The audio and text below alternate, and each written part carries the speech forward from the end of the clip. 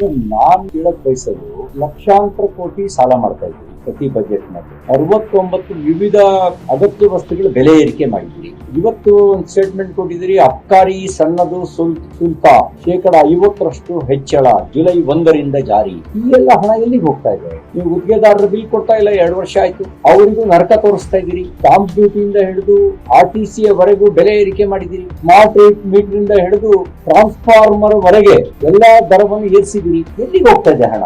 ನನ್ಗನ್ಸುತ್ತೆ ಈ ಹಣ ಎಲ್ಲ ಎಲ್ಲೋ ದೊಡ್ಡ ದೊಡ್ಡ ಹೆಗ್ಗಣಗಳೇ ಖಜಾನೆ ಲೂಟಿ ಹೊಡೆಯಕ್ಕೆ ನಿಂತು ಬಿಟ್ಟಿರ್ಬೇಕು ಅಂತ ಅನ್ಸುತ್ತೆ. ಮುಖ್ಯಮಂತ್ರಿ ಸಿದ್ದರಾಮಯ್ಯನವರು ಆಸಕ್ತಿ ಕಳ್ಕೊಂಡಿದ್ದಾರೋ ಅಥವಾ ನಿಯಂತ್ರಣ ಕಳ್ಕೊಂಡಿದ್ದಾರೋ ಆಡಳಿತದ ಮೇಲೆ? ನೀವು ನಮ್ಗೆಲ್ಲ ಮುಗಿದೋಯ್ತು ಅನ್ನುವಂತ ನಿರಾಸಕ್ತಿ ಬಂದಿದೆಯಾ ನಿಮಗೆ, ಅಥವಾ ನಿಯಂತ್ರಣ ಕಳ್ಕೊಂಡಿದ್ದೀವಿ ಆಡಳಿತದ ಮೇಲೆ? BR ಪಾಟೀಲ್ನ ರಾಜು ಕಾಗೆನ ಕರೆದು ಮಾತಾಡ್ತೀನಿ ಅಂತ ಹೇಳ್ತಾ ಇದ್ದೀರಿ. ಇದು ವೈಯಕ್ತಿಕ ಸಮಸ್ಯೆನ? ಅವ್ರ ಫ್ಯಾಮಿಲಿ ಸಮಸ್ಯೆ ಆದ್ರೆ ನೀವು ಕರೆದು ಮಾತಾಡಿ, ನಿಮ್ ಪಾರ್ಟಿ ಸಮಸ್ಯೆ ಆದ್ರೆ ಕರೆದು ಮಾತಾಡಿ. ಇದು ರಾಜ್ಯದ ಸಮಸ್ಯೆ, ಭ್ರಷ್ಟಾಚಾರದ ವಿಷಯ.